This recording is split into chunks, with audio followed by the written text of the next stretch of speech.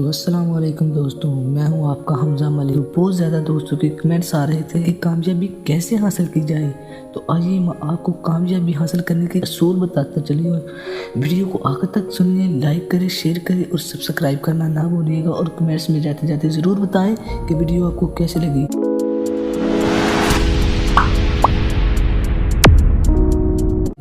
تو دوستوں، زندگی میں کامیابی حاصل کرنا کچھ مشکل نہیں، بس محنت کی ضرورت ہے۔ یاد رکھنا دوستوں، ناکامی انہیں لوگوں کو ملتی ہے جو کامیابی کی راہ پر آتے ہیں۔ کامیابی کی طرف جانا چاہتے ہو تو پہلے آپ ناکامی کا سامنا کرنا پڑے گا۔ ناکامی انسان کو کامیاب ہونے کے لیے مضبوط بناتی ہے۔